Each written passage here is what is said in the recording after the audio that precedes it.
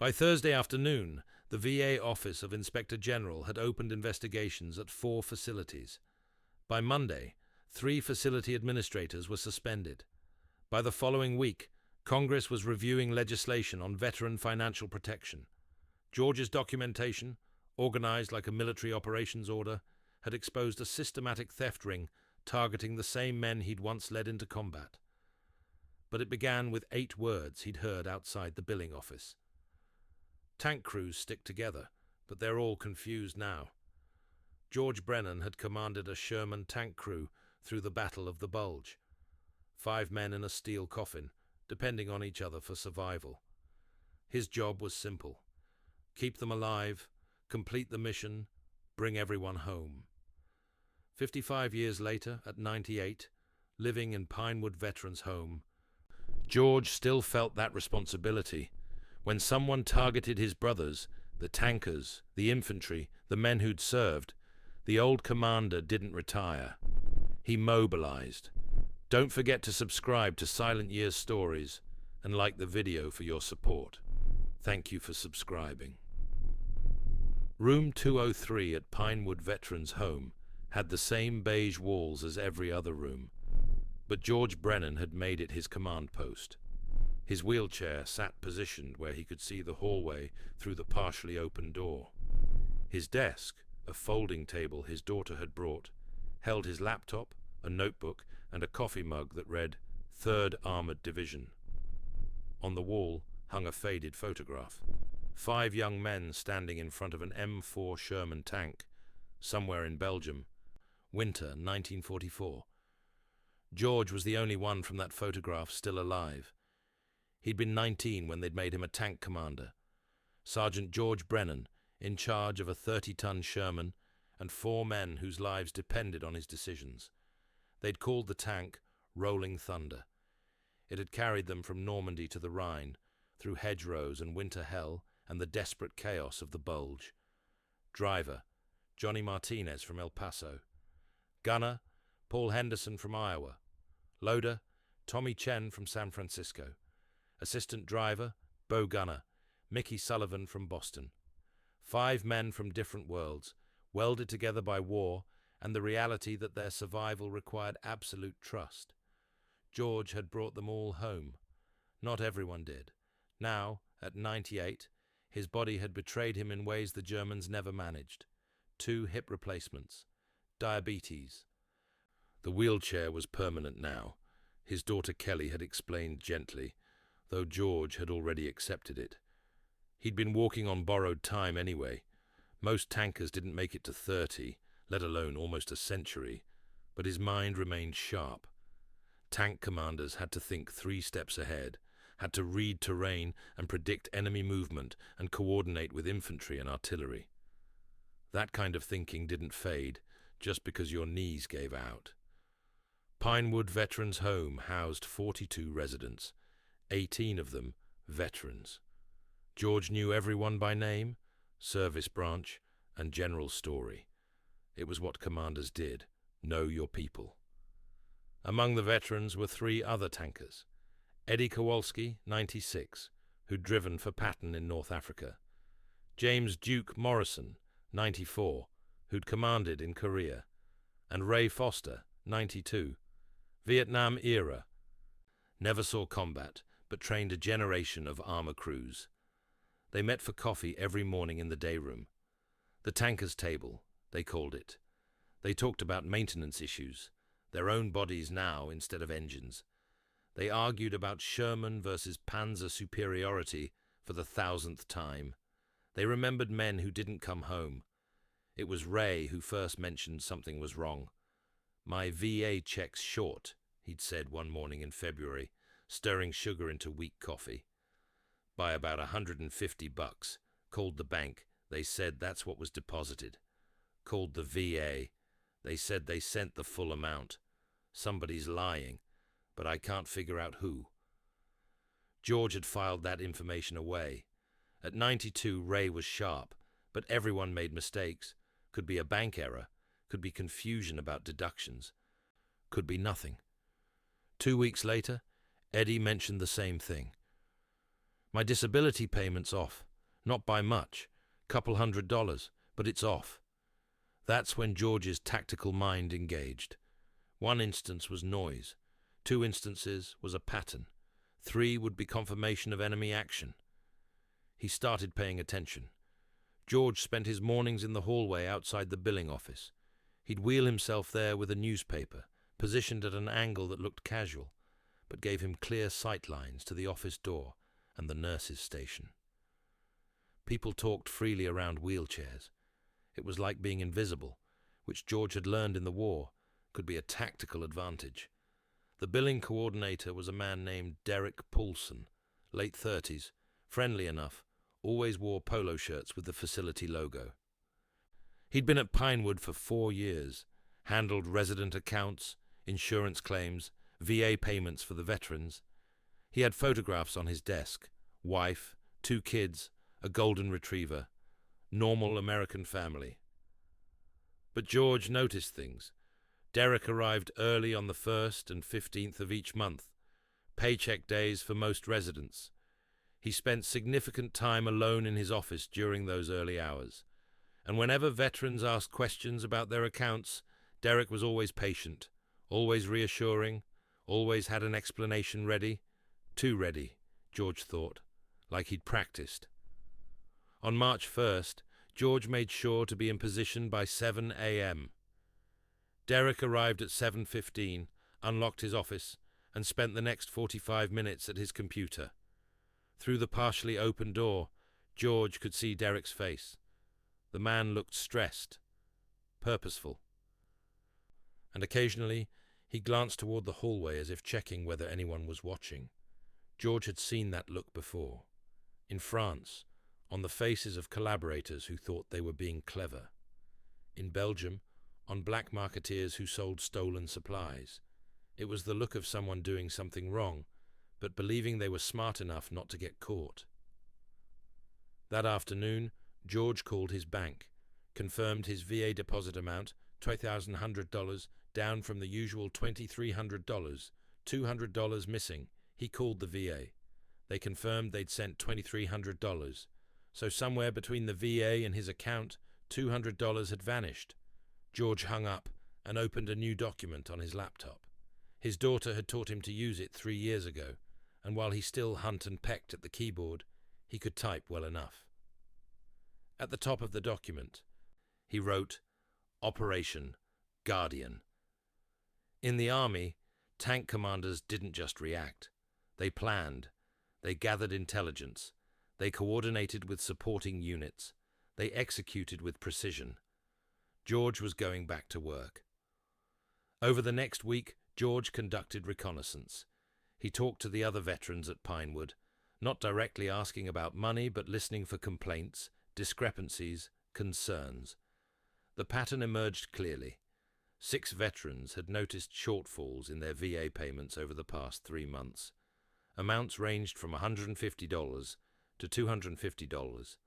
All were receiving VA disability or pension payments. All had their accounts managed through the facility's billing office.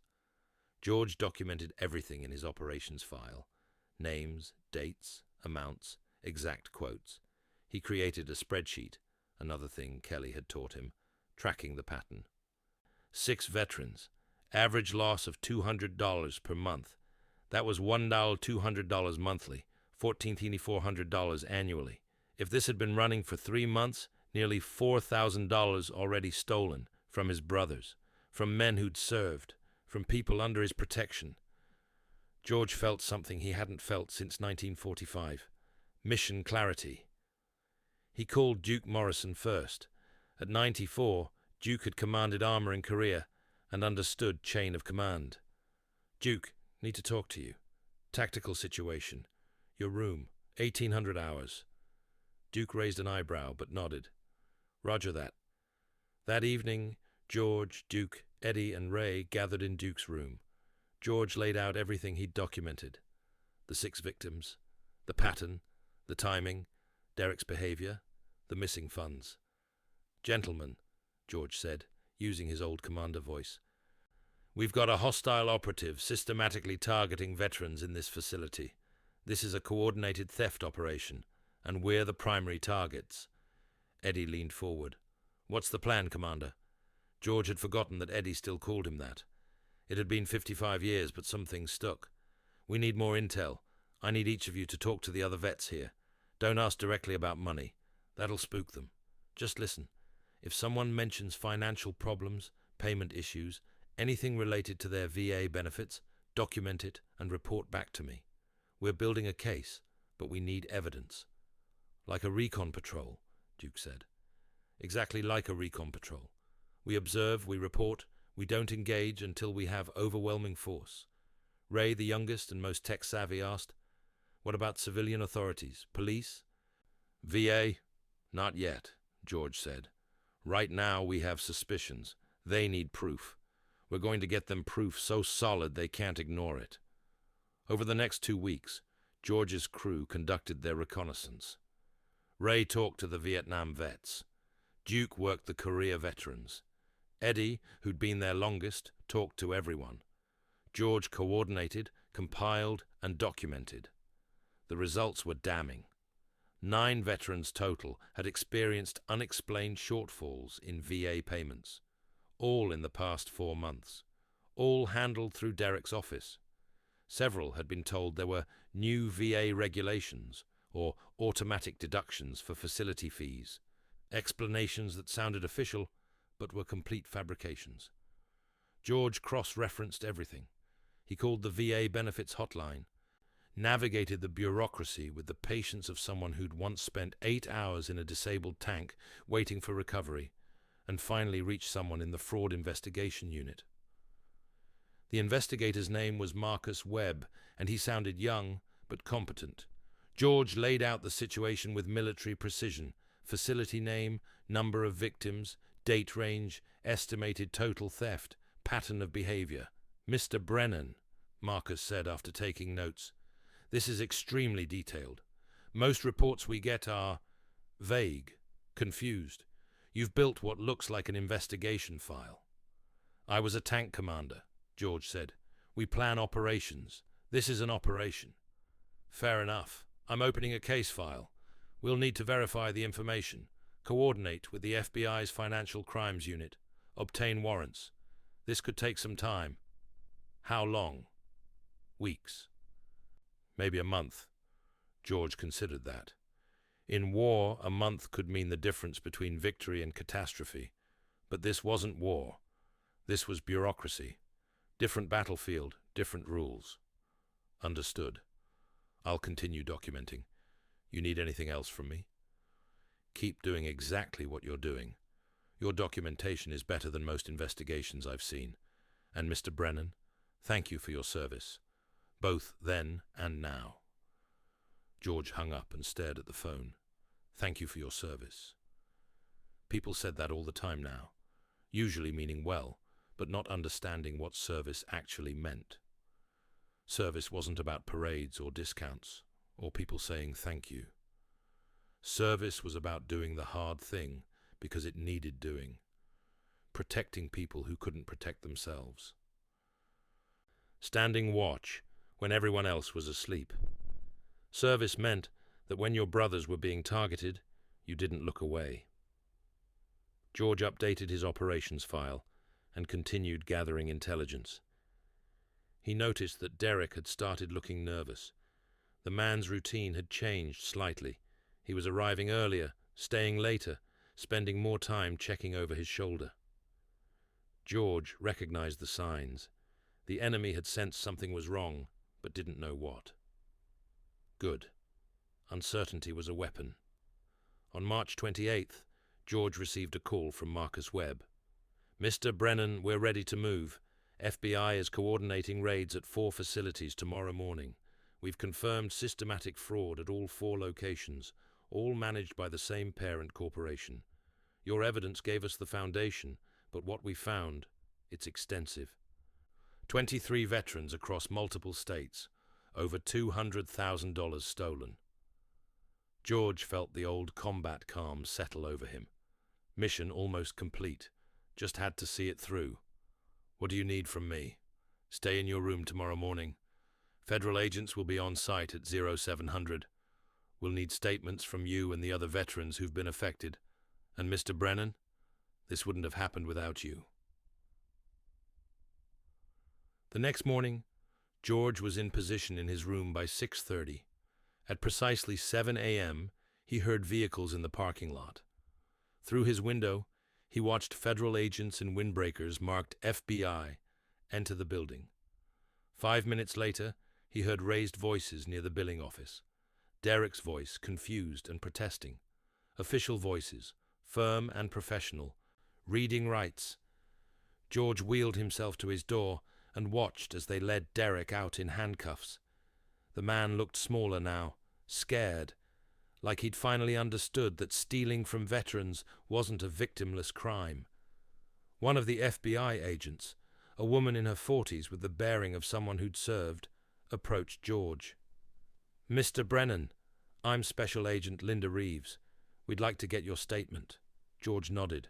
"I've got everything documented. Operations file, witness statements, timeline, financial analysis. Give me 10 minutes to print it out." Agent Reeves smiled. "You really were a tank commander, weren't you? Once a commander, always a commander. Someone's got to watch out for the crew." The investigation moved quickly after that. Derek Paulson was charged with wire fraud, identity theft, and theft of government benefits. So were 3 other billing coordinators at different facilities. They'd been running a coordinated scheme: create fake administrative fees on veteran accounts, submit falsified deduction requests to the VA, pocket the difference, small amounts from each veteran, adding up to hundreds of thousands across the network. They'd thought elderly veterans wouldn't notice, wouldn't understand, wouldn't fight back. They'd miscalculated. The district attorney personally called George. "Mr. Brennan, your documentation was crucial. You essentially conducted a fraud investigation better than most professional investigators. Where'd you learn to do that?" "Commanded a tank in the 3rd Armored Division," George said. "Had to keep track of ammunition, fuel, personnel, enemy positions, friendly positions, orders, changes to orders. You keep good records or people die. Old habit. Well, that old habit just took down a major fraud ring. We're looking at 20 to 30 years for the primary defendants." George felt no satisfaction in that. He didn't care about revenge. He cared that his brothers would get their money back, that the threat had been eliminated, that the mission was complete. But there was still work to do. 2 weeks after the arrests, George called a meeting in the Pinewood Common Room. He invited every veteran in the facility, plus family members who wanted to attend. 18 veterans showed up, some in wheelchairs, some with walkers, some moving slow, but moving. His crew. "Gentlemen," George began, standing, with difficulty but standing, at the front of the room.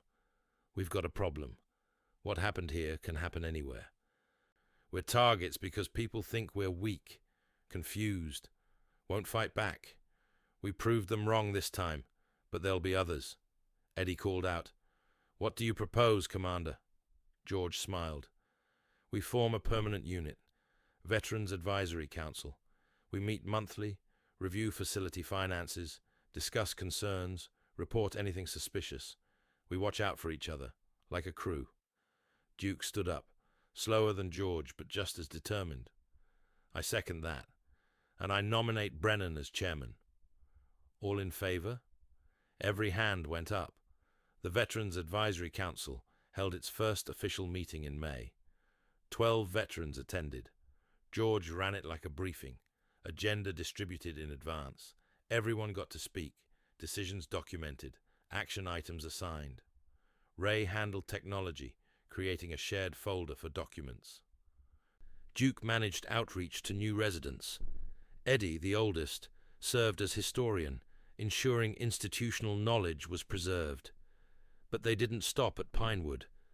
Word spread through veteran networks, VFW posts, American Legion halls, military reunion groups. Other facilities started asking how to create similar councils. The VA issued guidelines recommending veteran advisory boards at all contracted care facilities. State legislatures began requiring financial oversight for facilities serving veterans. George received a letter from his congressman thanking him for extraordinary service to his fellow veterans. The American Legion gave him a special recognition award. The local newspaper did a feature. 98-year-old tank commander takes on fraudsters. But the moment that mattered most came in late June. George was sitting in the day room when a man approached him tentatively. New resident, just moved in that week, maybe 75, looked uncertain. "Mr. Brennan, I'm Carl Henderson. I was in Iraq, infantry. Heard about what you did here. Want you to know that means something, that you still fight for us." George looked up at the younger man, saw the same thing he'd seen in his own crew 75 years ago. Someone who'd served, who'd sacrificed, who'd come home carrying weight that civilians couldn't see. "Once you're in the crew," George said quietly, "you're always in the crew. Doesn't matter if it's 1944 or 2024. Doesn't matter if we're in a Sherman or a nursing home. You watch out for your people. That's the job." Carl nodded, eyes bright. "Thank you, sir." After he left, Eddie rolled his wheelchair over. "You know what you did, George? You reminded everyone that we're not just old guys waiting to die. We're still soldiers, still got a mission." George looked at the photograph on his phone, the one his daughter had scanned for him. 5 young men in front of Rolling Thunder. Johnny, Paul, Tommy, Mickey, and him. 4 of them gone now, but the oath they'd taken together remained. Take care of your crew. Complete the mission. Bring everyone home. At 98, confined to a wheelchair, dismissed by criminals as too old to notice or care, George Brennan had done exactly that. He'd protected his crew. He'd completed the mission. And in doing so, he'd helped bring home not just the men at Pinewood, but veterans across the country who now had someone watching their backs. That evening, sitting in his room with the window open to let in the spring air, George updated his operations file one final time. At the bottom he typed, "Operation, Guardian, status, mission accomplished." Then he added one more line, "Continuing operations," because commanders didn't retire. They adapted to new battlefields, and as long as there were veterans who needed protecting, George Brennan would be on watch. The crew stuck together. That was the code. That was the oath. And that oath, George had learned 75 years ago in a tank in Belgium, didn't come with an expiration date. Rolling Thunder had carried them through the war. Now, 3/4 of a century later, the same principles that kept 5 men alive in a Sherman were keeping vulnerable veterans safe in nursing homes across America. Take care of your crew. Watch their backs. Fight when you have to. Protect the ones who can't protect themselves. Simple rules. Soldier rules. The kind that worked in 1944 and still worked in 2024. George closed his laptop and looked at the photograph on his wall. 5 young men who trusted him to bring them home. He'd done it then. And in a different way, he was still doing it now. "Mission continues, boys," he said quietly to the photograph. "Still got people to protect." Outside his window, the sun was setting over Pinewood Veterans Home. Inside room 203, an old tank commander sat in his wheelchair, at his command post, still on watch, still serving, still protecting his crew, because that's what commanders do.